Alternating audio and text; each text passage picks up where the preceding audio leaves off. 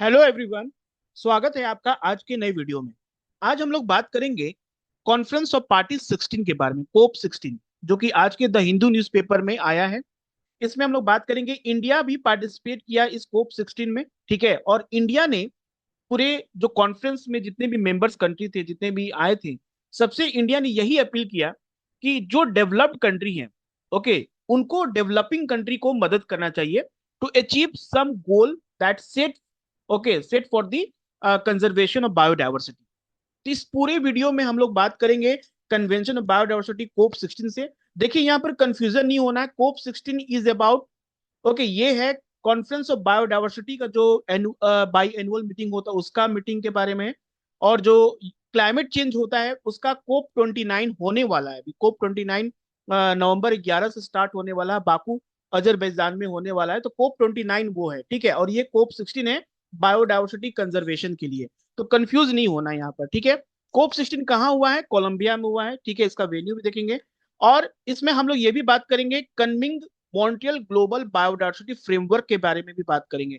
बहुत ही इंपॉर्टेंट है आपके 2025 के प्रीलिम्स के लिए। 2025 नेक्स्ट ईयर जो प्रीलिम्स होने वाला है, उसके पॉइंट ऑफ व्यू से देखा जाए तो ये टॉपिक काफी इंपॉर्टेंट होने वाला है, और इसको आप छोड़ नहीं सकते हो, ठीक है। इस पे क्वेश्चन जरूर कहीं ना कहीं यूपीएससी जीएस पेपर 3 में जो मेंस में भी बन सकता है, और प्रीलिम्स में भी आपको क्वेश्चन इससे देखने को मिल सकते हैं, ठीक है। तो चलिए स्टार्ट करते हैं। ये कॉप 16 है क्या? तो इसमें सबसे पहले हम बात करेंगे बैकग्राउंड के बारे में, ठीक है। ये कोप 16 है क्या, कहाँ हुआ, क्या इसका थीम था, कुछ फैक्चुअल इंफॉर्मेशन भी, क्योंकि एग्जाम में कुछ भी पूछ सकता है, ठीक है। प्रीलिम्स से पूछ देगा which of the following was the theme of COP 16। So conference of party COP 16, okay, ये है convention of biodiversity held in Cali, Colombia, ठीक है। ऑन 20 कब कब से हुआ?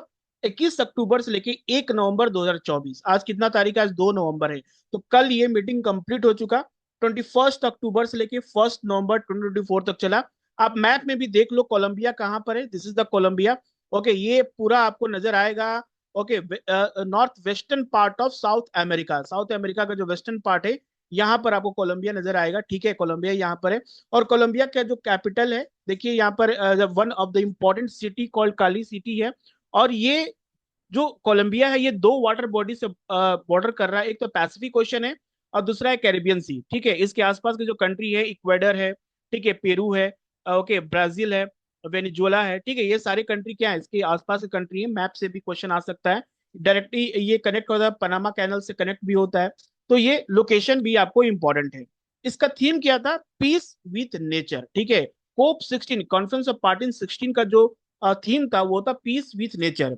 और इसका सबसे इंपॉर्टेंट जो ये था कि इसमें जो कोप 15, इससे पहले 2 साल पहले जो एक मीटिंग हुई थी, ओके, जिसको कहते हैं Kunming Montreal global biodiversity framework, उसको किस तरह से इम्प्लीमेंट करना है, उस पे ये मीटिंग, इस बार का जो 2024 का जो मीटिंग था, उस पे ये बात मतलब हुआ कि कैसे इसको इम्प्लीमेंट किया जाए। और ये कन्मिंग मॉन्ट्रियल ग्लोबल बायोडाइवर्सिटी क्या है? It was happened in December 2022, okay, in Montreal Canada में हुआ था, ठीक है। सो इसमें सबसे इंपॉर्टेंट क्या है कि party of to the convention expected to show alignment to their national biodiversity strategy and action plan. देखिए, ये national, okay, biodiversity strategy and action plan जो है आप देख रहे हैं, ये सिमिलर है किसके जैसा? जैसे कि इंडिया ने nationally determined contribution for climate change. अब जैसे क्लाइमेट चेंज के लिए पेरिस एग्रीमेंट में इंडिया ने अपना कमिटमेंट दिया था कि ये मेरा टारगेट है, इसको हमको अचीव करना by 2030। Same way biodiversity conservation के लिए इंडिया ने अपना कमिटमेंट जो देगा, हर एक कंट्री जो अपना कमिटमेंट देगा, उसको कहते हैं हम लोग national biodiversity strategy and action plan. आपसे डेफिनेटली हो सकता है प्रीलिम्स में क्वेश्चन आ सकता है, जैसे कि 2016 में पूछा था नेशनली डिटरमाइंड कंट्रीब्यूशन किस लिए है, क्या पर्पस है।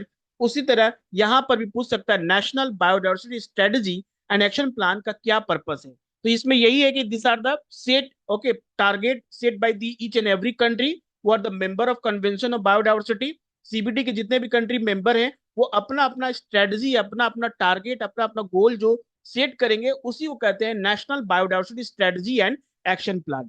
इसी को अचीव करने के लिए इंडिया ने सारे डेवलप कंट्री से अपील किया है कि डेवलपिंग कंट्री को मदद की जरूरत है, financially they can help developing country to achieve this target है। तो ये कोप 16 उसका टारगेट, उसका ऑब्जेक्टिव क्या था basically to monitoring the framework and advance resource mobilization of global biodiversity framework. ठीक है, किस तरह से रिसोर्सेज, किस तरह से ये जो target set each and every country कर रहे तो कैसे अचीव किया जाए, उसके लिए क्या रिसोर्सेज है, उसको किस तरह से फाइनलाइज करना है, digital okay like fair and equitable sharing of benefit, okay the use of digital sequence information on genetic resources है। ठीक है, तो जितने भी रिसोर्सेज है जेनेटिक रिसोर्सेज, उससे जो भी मतलब पॉजिटिवली जो भी गेन होगा उसको कैसे डिस्ट्रीब्यूट किया जाएगा, fair and equitable sharing of the benefit, जो भी बायोडाइवर्सिटी से जो है उसको कैसे बेनिफिट किया, कैसे शेयर किया जाएगा विद इंडिजिनियस पॉपुलेशन, ये सारे चीज पे इस कॉन्फ्रेंस में बात की गई है। ठीक है, तो हम लोग ये समझ लिए कॉन्फ्रेंस ऑफ पार्टी 16 क्या था। ठीक है, ये कहाँ हुआ था, इसका क्या ऑब्जेक्टिव था, थीम क्या था, और इसका मेन ऑब्जेक्टिव यही था कन्विंग मॉन्ट्रियल ग्लोबल बायोडाइवर्सिटी फ्रेमवर्क को इंप्लीमेंट करना। ठीक है, आगे बात करते हैं, थोड़ा सा हिस्ट्री में चले जाते हैं, कन्वेंशन ऑफ बायोडाइवर्सिटी कब आया, इसका क्या ऑब्जेक्टिव था। ठीक है, तो आपको याद होगा रियो अर्थ समिट। अर्थ समिट एक बहुत ही इंपॉर्टेंट इवेंट हुआ था 1992 में, जहां पर पूरे वर्ल्ड के developed and developing country participate किए थे, and they talk about sustainable development, they talk about in conservation, okay environment को कैसे प्रोटेक्ट किया जाए from climate change, global warming हो रही है उसको कैसे प्रोटेक्ट किया जाए। तो ये बहुत इंपॉर्टेंट कॉन्फ्रेंस हुआ था जिसको हम लोग कहते हैं अर्थ समिट भी कहते हैं। इस कॉन्फ्रेंस में तीन इंपॉर्टेंट बात की गई थी, पहला कि United nation framework convention climate change हुआ था, दूसरा कन्वेंशन ऑन बायोडाइवर्सिटी हुआ था, और जो तीसरा था वो था United nation convention combat desertification. ये तीन चीज इस पूरे कॉन्फ्रेंस से निकल कर आई थी, जिसमें सीबीडी एक इंपॉर्टेंट था। ठीक है, सीबीडी जिसपे हम लोग अभी बात कर रहे हैं। सो यहीं से इसका ओरिजिन हुआ। The convention was open for signature 1992 under United Nation conference on environment development, जिसको हम लोग कहते हैं Rio Earth Summit. Okay, it came into force on 29 December 1993।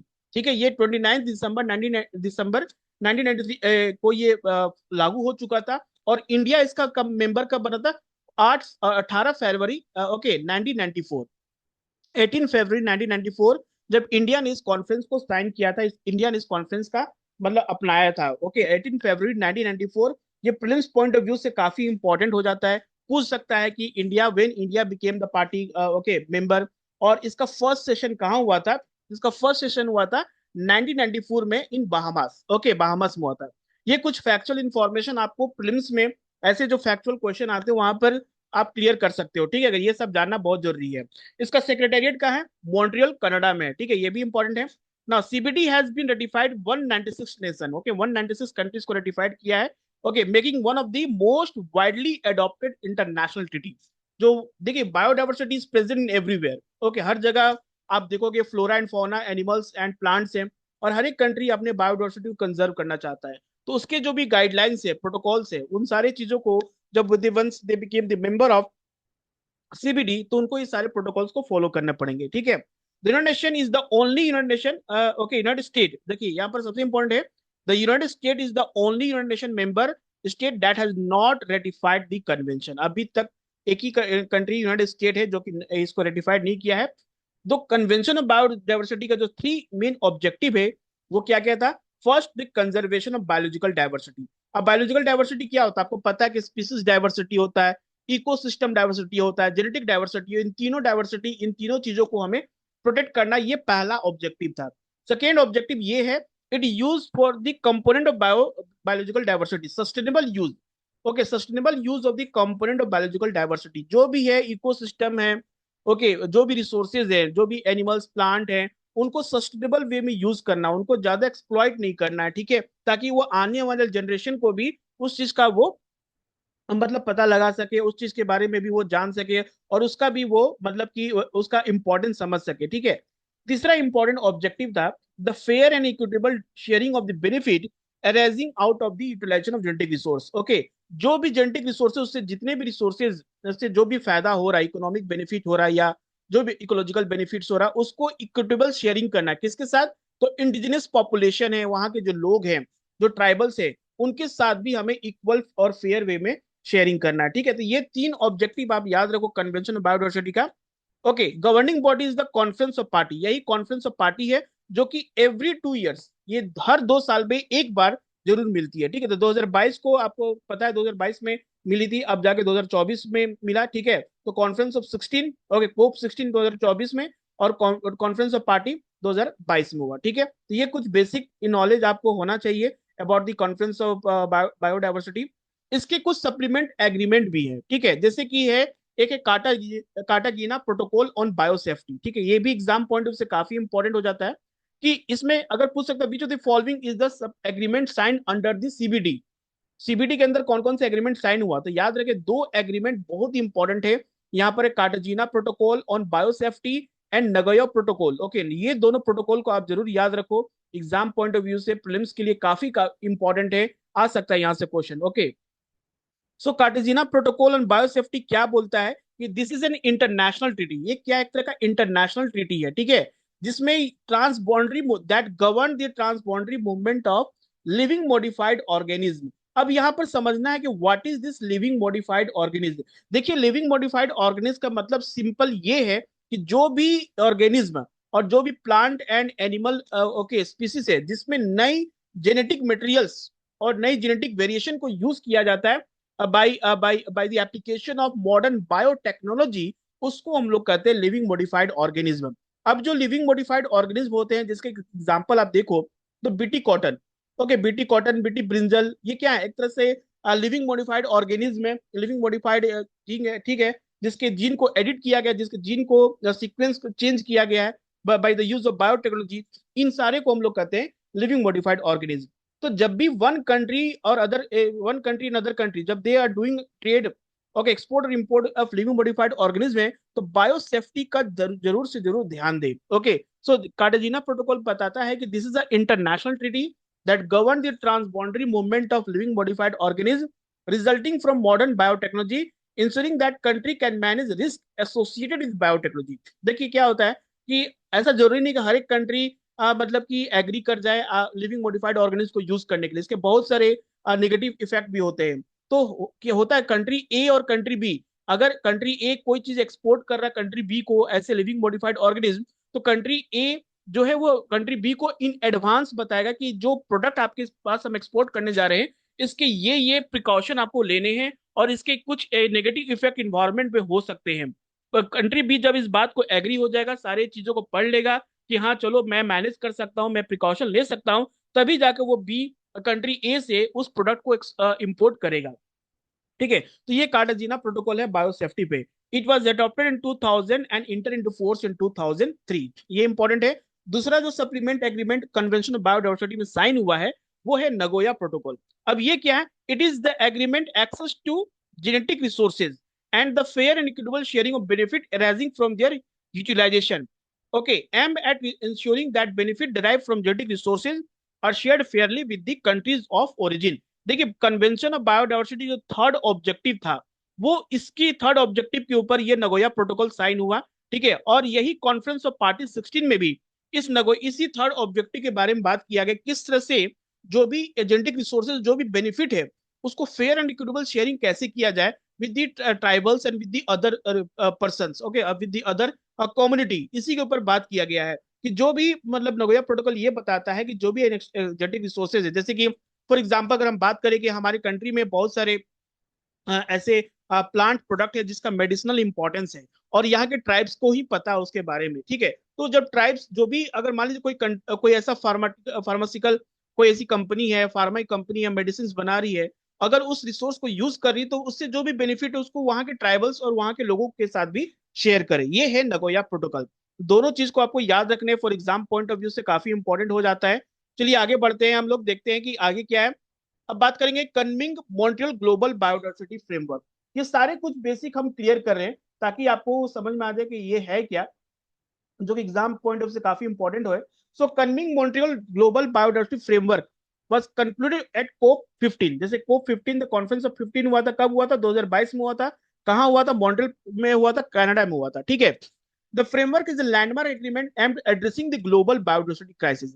अब ये जो कन्मिंग, जैसे कि क्योटो प्रोटोकॉल आप याद रखते हो, क्योटो प्रोटोकॉल किस लिए है, क्योटो प्रोटोकॉल है कि क्लाइमेट चेंज क्राइसिस को कैसे खत्म किया जाएगा, उसी तरह से ये कन्मिंग मॉन्ट्रियल ग्लोबल बायोडाइवर्सिटी है कि ग्लोबल जो बायोडाइवर्सिटी क्राइसिस है इसको कैसे खत्म किया जाएगा, उसके ऊपर ये साइन हुआ है 2022 में। ठीक है, तो ये बहुत ही इंपॉर्टेंट है, आपको आने वाले नेक्स्ट फ्यू इयर्स तो कर सकते हैं, 3 से 4 साल में जब भी आप एग्जाम की तैयारी करोगे यूपीएससी का, तो आपको ये कहीं ना कहीं आपको जरूर यूज करना पड़ेगा। तो इसमें टोटल 23 टारगेट्स हैं एंड 4 ग्लोबल गोल्स है। 23 टारगेट्स हैं, ग्लोबल गोल है, जो कि 2030 तक हमें अचीव करना है। Okay, to preserve the biodiversity for current and future generation, जो प्रेजेंट बायोडाइवर्सिटी और फ्यूचर जनरेशन के लिए हमें उसको कंजर्व करना है। तो इसमें टोटल गोल्स कितने हैं? 4 गोल्स हैं। और टारगेट कितने हैं? 23 टारगेट, ये आप जरूर याद रखो, ठीक है। इसका सबसे इंपॉर्टेंट जो टारगेट है, सबसे है, वो है 30x30 टारगेट। ये क्या कहता है 30x30 टारगेट? 30x30 टारगेट यही बताता है कि पूरे वर्ल्ड का जो लैंड और ओशन का 30%, okay, 30% of the surface area of the land and ocean should be conserve by 2030। Okay, जैसे कि पूरा ग्लोबल देखा जाए अर्थ का, तो उसका जो 30% एरिया है, okay, that include land, because land is 70, okay, 70% is your water, 71% is water, and 29% is your land. तो 29% जो उसका जो 30% है वो कंजर्व होना चाहिए, और वाटर का 30% कंजर्व होना चाहिए by 2030, particularly focusing on biodiversity rich areas, जो कि biodiversity rich area like hot spots, जहां पर ज्यादा से ज्यादा बायोडाइवर्सिटी डिक्लाइन हो रहा है बिकॉज ऑफ ह्यूमन एक्टिविटी। और रीस्टोर 30% ऑफ डिग्रेडेड लैंड और मरीन इकोसिस्टम बाय 2030, कंजर्व भी करना है। और 30% जो डिग्रेड, जो बर्बाद हो चुके हैं, जहां पर ऑलरेडी काफी नुकसान हो चुका है, उसको भी आपको क्या करना है? रीस्टोर करना है by afforestation, by introduction of new species, okay, by taking strict action, okay, वहां पर जैसे इको सेंसिटिव जोन्स डिक्लेयर करके गवर्नमेंट को बाय 2030 तक वहां के इकोसिस्टम को रीस्टोर भी करना है। तो 30x30 टारगेट बहुत इंपॉर्टेंट है आपके प्रिलिम्स पॉइंट ऑफ व्यू से। ओके, ना इसमें है कि country are required to submit national biodiversity strategy and action which are equivalent to nationally determined contribution under the Paris climate agreement. एक सबसे इंपॉर्टेंट क्वेश्चन आपके प्रीलिम्स से पूछ सकता है कि ये जो national biodiversity strategy and action plan है, ये किस कॉन्फ्रेंस में डिसाइड किया गया था? तो याद रखिएगा, this was decided in COP 2020, sorry 2022 में, under COP 15, okay, Montreal Canada, okay, जिसको हम लोग कहते हैं Kunming Montreal global biodiversity plan. तो ये सिमिलर किसके जैसा है? Nationally determined contribution. मैंने इसके ऊपर एक वीडियो भी बनाया है कि पेरिस एग्रीमेंट का जो भी गवर्नमेंट की कमिटमेंट थी, इंडियन गवर्नमेंट कमिटमेंट थी, वो 2022 में चेंज हो गया है। ओके, हम लोग 5 नए टारगेट सेट कर दिए हैं, ठीक है। तो वो भी आप वीडियो जरूर से देखो, ठीक है। इसमें बहुत आपको क्लियर हो जाएगा जो प्रीलिम्स पॉइंट ऑफ व्यू से इंपॉर्टेंट है। और ये एग्रीमेंट बाइंडिंग नहीं है ऑन मेंबर्स, ओके। आपको ऐसा नहीं है कि आपने जो टारगेट सेट कर दिया आप उसको अचीव करो, लेकिन हाँ, आप एक हद तक कोशिश अपने तरफ से पूरा करोगे कि how we have to achieve this target, ठीक है। अब देखो यहाँ पर 23 टारगेट जो दिए हैं उसके बारे में बताया गया है, काफी इंपॉर्टेंट है। एक बार आप जरूर इस वीडियो पॉज करके आप इसको जरूर देखो। Okay, so decoding 23 target set out conference of party at 15. So a total 196 country have signed a historic deal to protect 30% of the world for nature by 2030 in Montreal. तो क्या क्या है? Halting biodiversity loss को कैसे रोका जाए, effective restoration कैसे किया जाए, ओके, मैपिंग लिंकेजेस, लिंकेजेस करना है कि sustainable use of above area in conservation outcome, saving endangered species, okay, in situ conservation करना है, प्रोटेक्टिंग वाइल्ड लाइफ स्पीसीज करना है, इन्वेजिव एलियन स्पीसीज को mitigating their impact by reducing rate of introduction by 50%। Okay, जो invasive alien जिसको आने से क्या होता है, पूरा इकोसिस्टम खराब हो जाता है, उनको रेगुलेट करना है। Okay, tackling pollution, climate crisis, meeting human requirement through sustainable use, क्या कर, serving humans, ensure use of wild species yield benefit humans specially those most depend on biodiversity, ठीक है। कैसे आप सस्टेनेबल वे में इसको यूज करोगे, okay, ecosystem productivity, handling nature's contribution, biodiversity urban fabric, okay, sharing genetic resources, okay, what are the tools and solution for implementation of mainstream policy making, proper policy making करना है, legal perils for businesses, making eco friendly choices, biosecurity measures, removal of harmful incentives, biodiversity finance करना है, technical cooperation करना है, sharing knowledge करना है, equal representation, gender based review। ये आपको जरूर से जरूर एक बार जरूर आप देख लो 23 जो टारगेट्स क्या क्या है, क्योंकि आपके प्रिलिम्स पूछ सकता है विच of the following was not the target, okay, ऐसे भी क्वेश्चन आ सकते हैं। तो आपके एग्जाम पॉइंट ऑफ व्यू से ये काफी इंपॉर्टेंट है, ठीक है। अब जो आज की जो द हिंदू न्यूज़पेपर में आया है उसका न्यूज इस तरह से है। देखिए, अभी तक हम लोगों ने बेसिक पे बात किया। अब जो न्यूज़पेपर में आया है द हिंदू न्यूज़पेपर में, उसमें ये हेडिंग है कि India spells out finance need for biodiversity conservation. Okay, मतलब कि इंडिया अपील कर रहा है डेवलप कंट्री से, और जितने भी कंट्री कॉन्फ्रेंस ऑफ पार्टी में जब इंडिया का नंबर आया कुछ बोलने के लिए, तो इंडिया ने कहा कि जो हम लोग जो टारगेट सेट करेंगे नेशनली ओके बायोडाइवर्सिटी जो भी है, national biodiversity strategy and action plan जो हमारा है, उसको अचीव करने के लिए हमें फाइनेंस की जरूरत पड़ेगी, और ये डेवलप कंट्री डेवलपिंग कंट्री को जरूर जरूर हेल्प करे। सो इंडिया क्या कहता है कि India expect around 81,664 crore on biodiversity and conservation for the financial year 2025 से 2030। 2025 से लेके 2030 तक जो हमारा ये टारगेट सेट होगा under national biodiversity strategic and action plan, उसको अचीव करने के लिए इंडिया बोल रहा है कम से कम 81,664 करोड़ रुपीज की जरूरत पड़ेगी। ये पूरे 5 साल में इतना पैसा लगेगा for achieving our target by 2030। जो 30% रिस्टोरेशन की बात की जा रही है, 30% कंजर्वेशन की बात की जा रही है, इसको अचीव करने के लिए हमें 81,664 करोड़ रुपीज लगेगा। इंडिया ने यह भी कहा कि अभी तक इंडिया ने 2018 से लेकर 2022 तक 32,207 करोड़, इंडिया 32,207 करोड़ इंडिया ने अभी तक खर्च कर दिए हैं to meet the higher financing requirement and more resource beyond the routine government expenditure. Government की एक्सपेंडिचर होती है, लाइक गवर्नमेंट ने डिक्लेयर कर दिया प्रोजेक्ट चीता में, प्रोजेक्ट लायन में, ओके, वाइल्ड लाइफ सेंचुरीज को डिक्लेयर कर दिया, टाइगर रिजर्व हो गया, इन सारी चीजों में the country state it updated submission of the 16 edition of convention biodiversity Colombia COP 16 Colombia में, ठीक है। So India official at the conference said international finance would necessary to meet the goal। India ने कहा है कि ये जो target है उसको अचीव करने के लिए ये तो इंडिया को मतलब कि डेवलप कंट्री को जरूरत है, और डेवलप कंट्री इसको जरूर से हेल्प करे डेवलपिंग कंट्री को। So it is aligning with the national okay Kunming Montreal global biodiversity framework, means that country biodiversity conservation strategy are tailored to meet both national and international biodiversity goals. तो इतने fund की जरूरत पड़ेगी हमें international और national goals को achieve करने के लिए, ठीक है। और इसी कॉन्फ्रेंस में सबसे इंपॉर्टेंट बात यह भी की गई है, the permanent body of indigenous people.